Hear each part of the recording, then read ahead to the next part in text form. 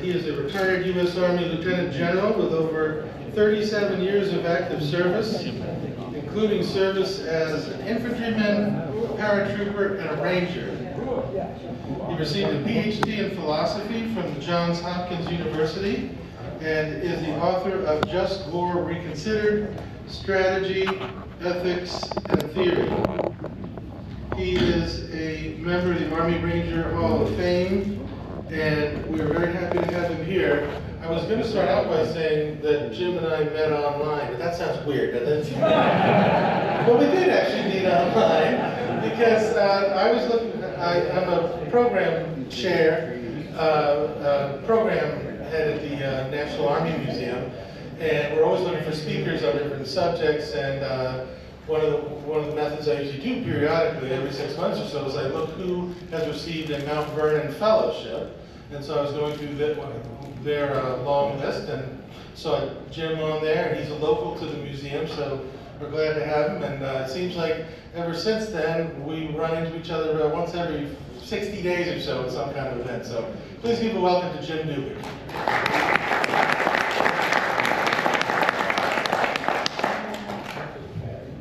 Switched off. Glenn was supposed to be next. So thanks, John, for the introduction. Thanks to the foundation for putting this on and inviting me. I appreciate that very much. I can match the quality of the speakers that came before me. Now, I'm supposed to have a reference to a movie, so in Where Eagles Dare, Clint Eastwood played an infantryman airborne ranger. So that's my reference. He did not have a degree of philosophy, but he did clean his pistol about 14 scenes. I don't clean his pistol. That's about it. But I think I'll come to this a little bit different. I'm not a historian. As you heard, a philosopher. Long time. I hope that you've noticed that the period we're talking about is an era of great power competition, in which a brush fire engagement in the hinterland of North America set off a global war, which the great powers at the time did not anticipate and could not control. And the consequences were greater than anyone would have anticipated. And in this period, a war, small w, preceded a war, big W. Now, that doesn't give you pause with respect to the relevancy of studying this period to our current period, and I don't know what else does. I came to study George Washington late, I would say, in my life, and I started because I realized that his role and the revolution were like Swiss cheese in my education, more holes than cheese. And so I wanted to fill those holes. So I went to Mount Vernon to one of the lectures there with my wife, who unfortunately is not here. But she will be probably halfway through my talk. Not a person to be, or is a person to be reckoned with. So we're standing around, I'm drinking wine, eating my hors d'oeuvres. And she corners Doug Bradford, who he's the director of Mount Vernon. And she said to him, you know, my husband just came back from Iraq, where he was responsible for expanding the Iraqi army during the war while the government was still forming. That sounds a lot like George Washington. Now, I don't claim to be any George Washington, I'm just saying what she said to Doug. And Doug gets interested, and next thing I know, he invites me to his office, and we talk about the fellowship, and I applied for the fellowship to study Washington's wartime leadership. And I started that research pretty much with a traditional mindset. The war starts in 1775, the Mexican conqueror of Boston, ends in Yorktown in 1781. And Washington's wartime leadership is contained in that period. So I did my fellowship, I studied all that, and I looked at how he juggled 3 major tasks as the commander-in-chief, how to win the war, how to stand up and sustain an army while he's doing that, and how to do both such that a government consistent with the principles of the cause would result. That what I thought was a pretty big juggling job. But when I finished the fellowship, I said to myself, there's something wrong here. This doesn't fit my study of war, long-time study of war, from my time in the Army, nor does it match my experience in war. Because rare is the Revolutionary War that starts with major combat operations, like that in Boston, 1775. And rare is the war that is defined by fighting only. Now, wars have to be fought, what happens on the battlefield. And wars have to be waged, what happens in capitals. How do you sustain a war? How do you supply a war? How do you fund a war? How do you use diplomacy and information to reinforce what happens on the battlefield? None of that's fighting. All that is waging a war. And then third, rare is a Revolutionary War that ends when major fighting stops. These were my conclusions from studying war and my conclusions from being involved in several wars. And so that caused me to go back and say, I have to do some more research. That I still had too many holes in my Swiss cheese. And so now I'm working on a book that generally argues that our Revolutionary War actually follows the model presented by Crane Brinton in his book, Anatomy of Revolutions. And Crane says, I'll just read a short quotation from him. He says, look, revolutions are a kind of a fever. Initially, there will be signs of the coming disturbance, not quite symptoms, since when the symptoms are full enough developed, the disease is already there. And after the symptoms are there, then comes a fever, the revolution itself, which develops in fits and starts and culminates in a crisis, a kind of delirium of sorts, after which comes convalescence, which may have a relapse or two in it. So this is the model, I think, that is has much more explanatory power for our revolution. And if you apply it, you start thinking about our revolution as having several phases. The first phase, 1760 to about 1768, maybe 69. This is the post-French and Indian War period, when the tensions that were present before the French and Indian War come back to the fore. The tensions between the colonists and the mother country. This is a prodromal period. This is the period where all the symptoms are there. Fever hasn't quite figured out, but it breaks into a fever. About 1768, 69, the fever is clearly present after the township duties. And this is when the war breaks out as an insurgency first. And that might be a weird form of war to use. But not all insurgencies are thought to separate from the mother country. And this is clear in Jeremy Black's book, Insurgency and Counterinsurgency. I'll read again just a short quotation of him. Insurgencies are forms of war that come in many varieties. Some can be fought to overthrow a government, others to achieve something less. Frequently, insurgencies have no coherent center, and several different entities that do not necessarily initially cooperate because they don't have the same goal may be collaborative in the insurgency. This was certainly true in Iraq.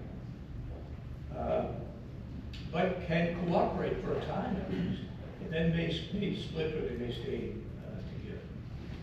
So when you look at the period in 1768, 1774, there are lots of indicators of an insurgency. That the war actually starts as an insurgency, and then 1774, 75, it breaks into open rebellion. That's the period of major comment on it. So here's some indicators that insurgency exists. Extensive dissatisfaction with the political, economic, and social administration, true of us and the British government.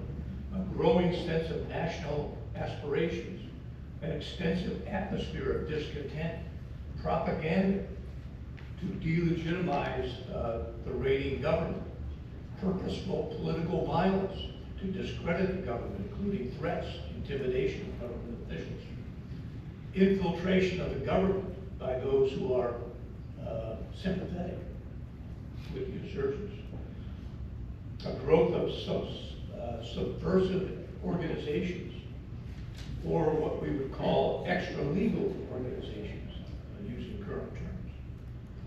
An attempt to sap the morale and capacity of the reigning government. Paramilitary actions, negotiations with the reigning government to alter the political, economic, and social relationships. All these things are indicators of insurgency. All were present. 1768, maybe a little bit before 1770. So the insurgency finally broke out into an open rebellion. Into an open rebellion in 1774-75. In August of that year, the king finally says he recognized that the colonists were open and avowed rebellion. Now, the military objective of the rebellion, once it broke out, to defeat the British Army or to inflict enough damage on it that they would withdraw, that was accomplished pretty much 1781. And with the treaty, 1783, that began the final withdrawal of the British forces. But the political objective, a government capable of governing the colonies, now that then became states, that was consistent with the principles of revolution, that was not accomplished in 1780. And that began the period of convalescence. The war continued, and as Britain would say, look, the Articles of Confederation were insufficient, they were too weak to govern the nation. Hence, the political objective was not accomplished until we had the Constitutional Convention and the Convention was ratified. Now, it's weird to think about a war without major fighting, but that's only because of our bias. All wars are fought for political purposes. They're over when the political purpose is achieved, or the enemy, in this case, forces you off of your objective. So when you have a reframing of the Revolutionary War, go from 1768 to the prodromal period, the incubation period, through an insurgency, through open rebellion, to a convalescent period, that begs a second question. So what's Washington's leadership look like, wartime leadership look like now? It can't be just his assumption of command in 1775 through the victory of Yorktown in 1781. So I go back to the drawing board, so to speak, with myself, and I look at two periods. One, the French and Indian War, and I'll go over some of the stuff that we had already that took an angle. And then second, what he did in the interwar periods. Now, of course, he doesn't know it's an interwar period. He just ends a war and goes to Mount Vernon. We only know it as interwar in retrospect. So we do have to acknowledge that he had plenty of experience in the French and Indian War. There's no doubt about it. He was a special envoy, he commanded troops, he was with Braddock, he was with Forbes. He had responsibility for protecting hundreds of miles of the Virginia border. And all this experience, though, was at the tactical and operational levels of war. Now, there's 4 levels of war when you study tactical, what happens on the battlefield, battles generally, operational level, how battles are put together to accomplish a larger goal, maybe all or part of a strategic goal, the strategic level of war, what happens in one theater, and the grand strategic, what happens in multiple theaters. And when you look at Washington's experience in the French and Indian War, it's at the lower two ends. It's at the tactical and operational levels of war. Now, there's no doubt about all that he learned in that period. There's no questioning that he was a rugged guy. You read about him coming home after the first mission, going up to try to convince the French to leave. And he's in the winter coming back, his horse dies, he walks back home. Now, I'm a winter ranger. Glenn is too. I don't know where he found him. Glenn is too. I was having flashbacks of crossing the Yellow River, 35-degree temperature. That didn't even have ice in it. And here's Washington being thrown off a raft that he had built with his buddy into an ice-filled, raging river. He claws his way back up, and I'm getting chills just reading this stuff. I mean, I want to recruit him to be a ranger at this point. So there's no doubt that he has learned a lot. Then with Braddock and Forbes, he learns a little bit more about the operational level, how to string battles together, how to, the complexities and difficulties of moving large formations and sustaining large formations, and across rugged terrain. The difficulty of amassing not just the logistics for the start, but for the continuation of the campaign. And then he realizes, pretty brutally at the Monongahela, that getting there isn't the deal. It's the fight once you got there. So as hard as getting there is, just like being a paratrooper, jumping out of the airplane, just getting there. You fight when you land. It's the same thing. Getting there is hard, but it's harder once you get there. So he learns a lot about large operations. He learns a lot about logistics. He learns a lot about command and control, the difference in Indian fighting, so to speak, frontier fighting and regular fighting of the British. The command and control are very different. So he learns a lot about this stuff. But look, he's still in his late 20s. And as good as he was still an impetuous 20-year-old. And I think back to my own time as a young captain, 28, commanding Ranger Company. I was not commander-in-chief material, and neither was he. He had a lot of tactical experience, but he, let's just put it mildly, underappreciated the civil-military relationship. He underappreciated the difficulty of the political dimension of war. He underappreciated the waging of war. He was understanding the fighting of war, but he was not understanding waging. He was hard-headed. He was angry, and rightfully so, at being treated as a second-class citizen because he was a provincial officer only. He was angry at being subordinate to someone that had less experience than him, but who held a regular commission. But the Washington of the French and Indian War was not a rebel, not yet. He was still very much a committed British subject. So for me, I have to look elsewhere for the development of the skills and the maturity necessary to be a commander-in-chief. Because the commander-in-chief works at the political military level. And the commander-in-chief has to have skills in both areas, military and political. The commander-in-chief has to have be just as calm, but not just calm under fire, calm in dealing with the coalition that Washington had to put together as commander-in-chief. The 13 colonies were not united. They were like 13 separate entities. So he's fighting a coalition war and had to have the political skills to do that. His logistics came from 13 different supply lines. There was no Department of Defense that he was going to go back to and establish anything because it didn't exist. And so he was working he was needing a set of skills that he didn't have after the French and Indian War. So that elsewhere I started looking is the interwar period.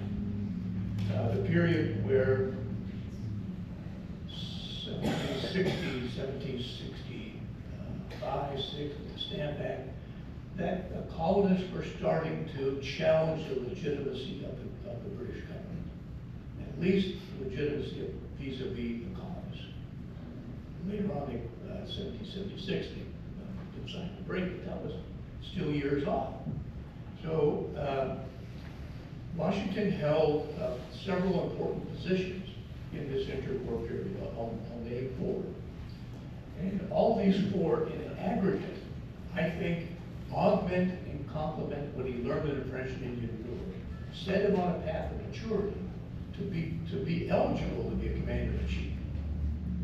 Now, no doubt what he did in French and Indian War counted, but it was necessary but insufficient to be selected. And for other people with wartime experience at the tactical level. So first, Washington becomes a planter at Mount Vernon.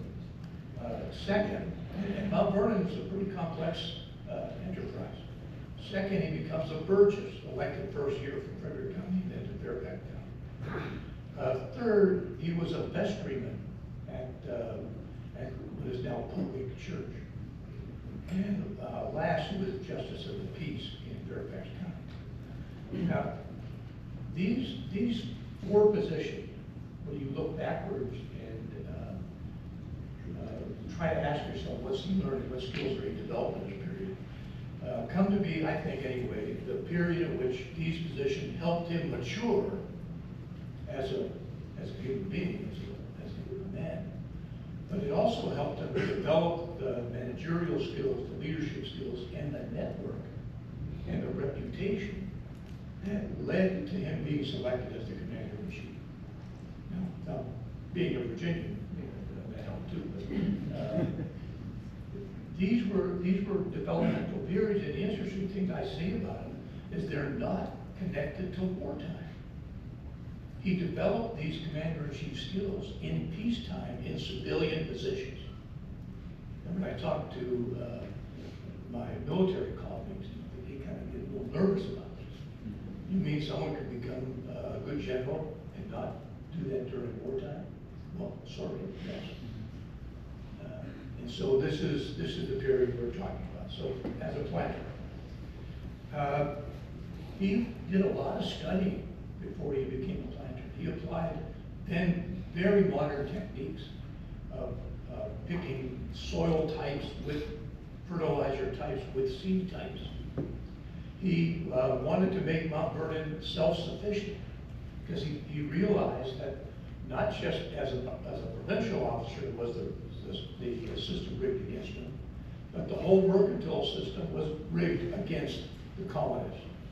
It was rigged to make him get in debt and stay in debt, and remain dependent on, hey, he didn't like any of this stuff. So there's something wrong with this system. So he starts developing his irritation with, quote unquote, the system in a much more complete way as a planter.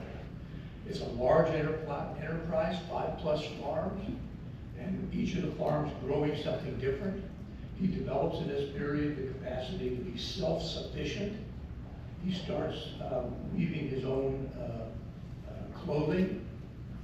He starts using his slaves to develop crafts that make his farm self-sufficient. He develops a herring fishing industry on the Potomac River. He changes from tobacco to wheat and to corn and other crops. All this is, he does to get out of debt, to stay out of debt, to be self-sufficient, to demonstrate to other planters the position that we're all in this together. And he realizes at this point that there's something significantly wrong with the relationship between the mother country and the colonies. In current parlance, we would say he was becoming radicalized. And he was. This was not the guy who wanted to be a commissioned British officer anymore. This is the guy that is now becoming part of the cause that preceded the revolution. As a Burgess, so he's in the Virginia Assembly. He's connected to all of the talk about the inequities between, the political inequities between the colonies and mother country. He already is aware of the economic inequities. He's already aware of the military inequities. And now he starts to develop, first inside of Virginia, a network of similar thinkers. He doesn't form this himself. But he meets Patrick Henry, he meets George Mason, he meets Thomas Jefferson, he knows these guys from before. But now they're all talking about the problem with the mother country.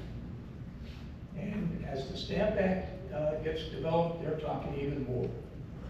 And they're developing strategies, first economic strategies, non-importation societies that have enforcement arms, and then they're talking about political strategies, arguing about their rights as British subjects.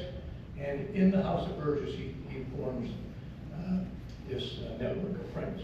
He's attending meetings, he's helping draft resolves, he's reading the information wars, going back and forth in pamphlets and newspapers, and he's helping to create the non-importation societies that his Mount Vernon is an example of self-sufficiency.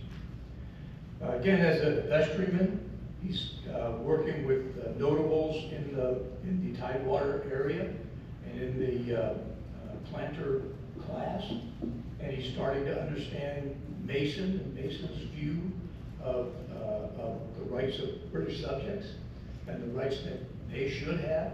And as a justice of the peace, again, he is keeping his pulse on the Society of Art. So if you combine, I think anyway, if you combine all these things together, what you see is Washington gradually maturing himself as a public figure in support of the cause.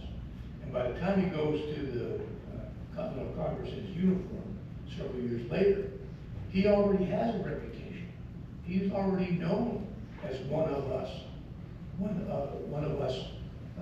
soon-to-be rebels, one of us who's challenged the legitimacy of government. He hones in this period his sense of nation. He already had a geographic sense of nation because he was a surveyor, he was familiar with the oil country, he'd been out in the oil country during the French and Indian War. But now it's a different sense. It's a sense that the problems that Massachusetts is facing are our problems, and our problems are theirs. They're Rhode Island, Pennsylvania, New York. We're all in this together, so to speak. This is a different sense of nation than he has as in the French and Indian War. He becomes dedicated to the cause.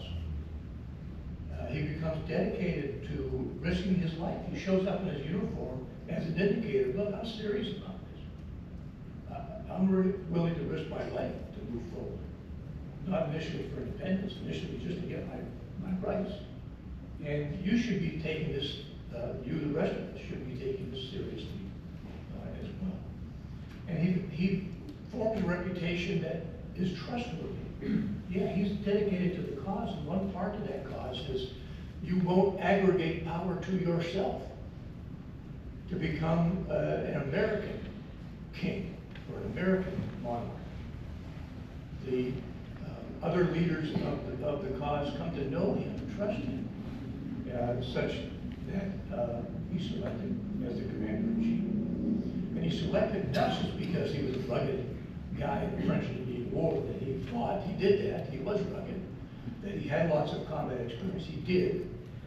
He was cool under fire, he was, but they selected him for all these other qualities that he developed in the interim periods. He developed the capacity to think and act on a grand scale.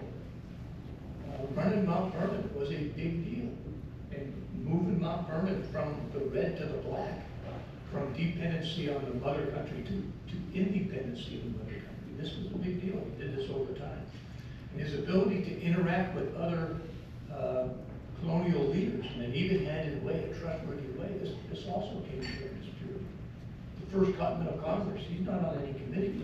He's meeting a bunch of other like-minded individuals, having supper with them all the time, drinking with them all the time. And he's developing a network, and he's proving that he's not a person to take. So, sure, most of these qualities were nation.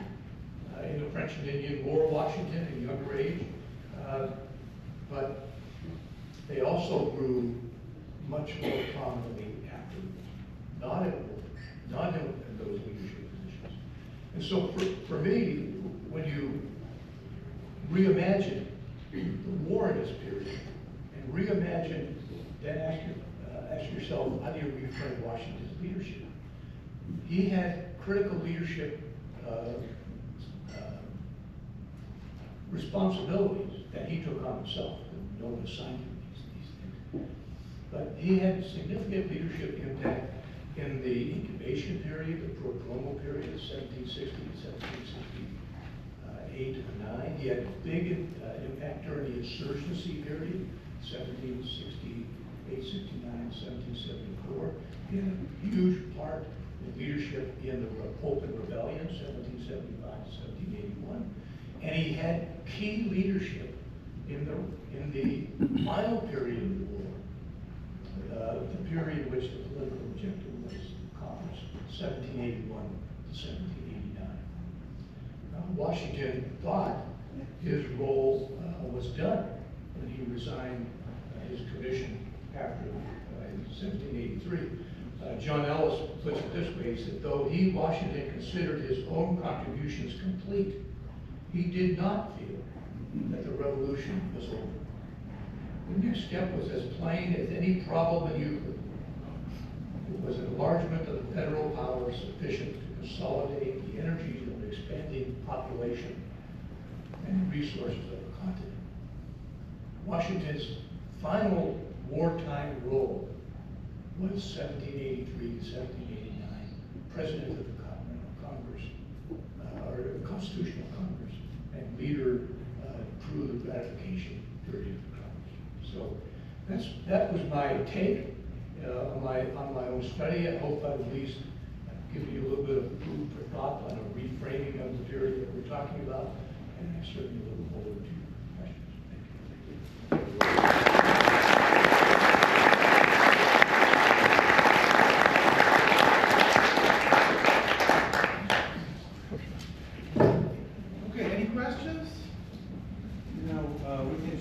John Moss, but memory serves, like after Trent and Princeton, he really didn't have any battlefield success for a number of years. The success was all subordinate officers, like at Saratoga or Kings Mountain, Cowpens, Guilford Courthouse.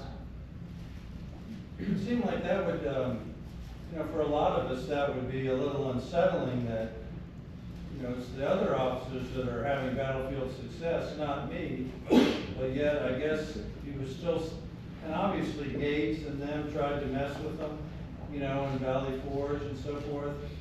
But he had enough gravitas and chutzpah that he held it all together. And even Yorktown, wasn't his idea. I mean, he was kind of forced into that by what the French did.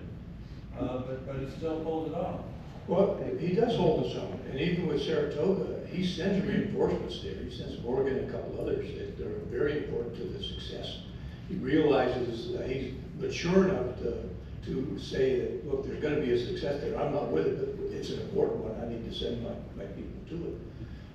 So, there's a level of maturity there. There's a level of maturity also to realize in 76, 77 that he shouldn't be seeking a decisive battle like he tried in Boston and he was forced to in New York.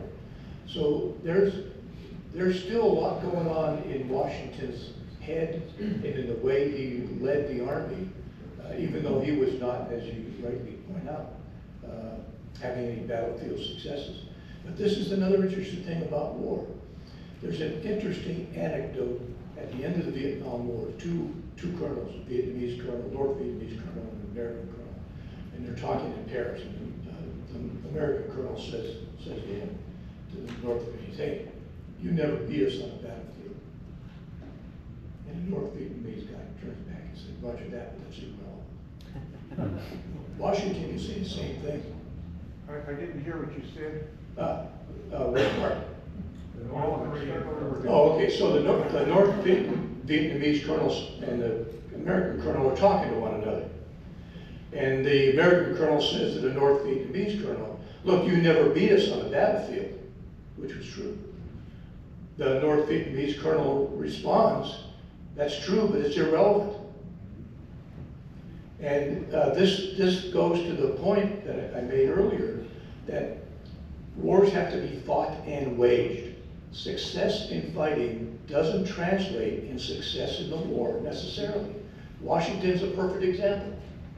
He had some successes, enough to win the war. That's the important thing. Not winning every battle, it's winning the war. Joe Dubik, sir, I'd be curious for your opinion on this. So the war's over. General Washington heads over to Annapolis to the State House, and he resigns his commission. A famous episode in history. Okay. Well, in a world history of despots and tyrants, that's a really unusual event, right? Other than just being a good guy, what seemed to be his motives for doing that? Well, he was a good guy. Yeah. Virtue was an important thing to him. But he was committed to the principles of then the cause that ultimately became the principles of the Declaration of Independence. He was very much committed to creating a government that was non-monarchical, non-tyrannical, non-authoritarian. No one knew exactly how that would work. I mean, he was convinced the Articles of Confederation were not it. What was it? Nobody knew. But it was that commitment that I think he demonstrated at the First Continental Congress and in other forums in talking with a set of leaders, inter-Virginia and trans-colonial, that were important for him to be trusted with the position of Commander-in-Chief. Because that position could have been a monarchical position in a nanosecond. Matter of fact, 1777 or so, the Continental Congress damn near offered him to become more king-like, and he said no.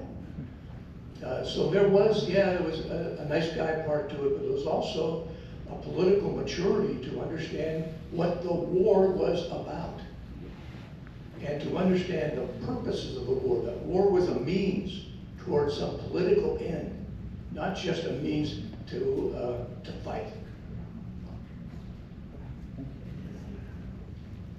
How would you rate the importance of Washington's performance at Newburgh in 1782 when there's almost a rebellion by the Continental Army officers?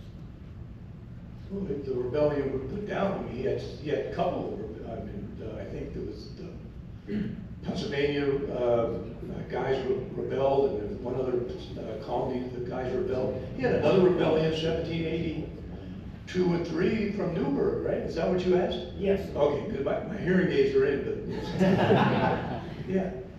That was dramatically important and dramatically well done. I mean, when he comes there and he pulls out his glasses, I went blind in the service of my country. Let's remember what we were doing here. Let's remember why we fought. It's the same answer over here. He never lost sight of the purposes of the war. He never saw the war solely as fighting. He saw it as a political phenomenon that it is. War is always a political phenomenon. And Washington didn't lose sight of that. Many other of his competitors, so to speak, did. But he held sight, he held that on, I think, pretty well.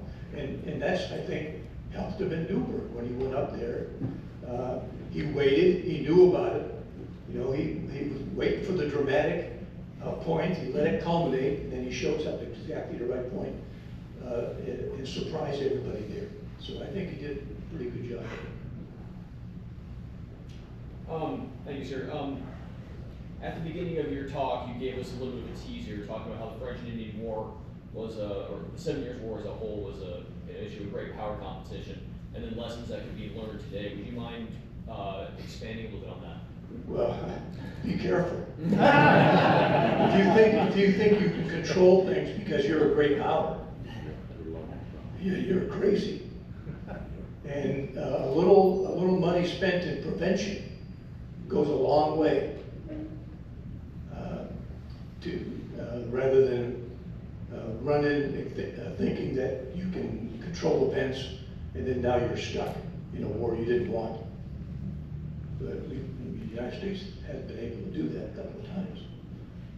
And we're in a difficult period now. We're in a period of ambiguity, uncertainty, where we don't know. And we ought to be a little humble about the fact that we don't know. And be careful about foolishly moving forward, thinking that we can throw our weight around. This is not 1989. This is 2025. And the dynamics are way different. That would be the first lesson. I hope to lay out in my book a few others, but that's maybe number one. One more? Yes, sir. In Where Eagles Dare, how do you rate Clint Eastwood's performance? Look, I love that movie. I was in basic training. I saw that movie. I said to myself, I want to be a Ranger. That's all there is. I like the movie a lot, but it was so inaccurate. Once I found out he was wearing a Ranger tab that didn't exist until 1956. The Rangers of the World War II period had a whole different scroll on their shoulders. But he was one tough hombre, and I loved it. Thank you, sir.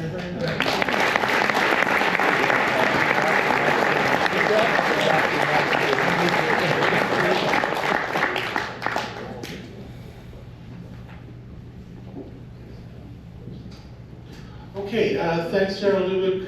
We're going to take a break until 3:30, and then we will have our last speaker, and we will learn all about Dunmore 4. Thank you. My favorite one was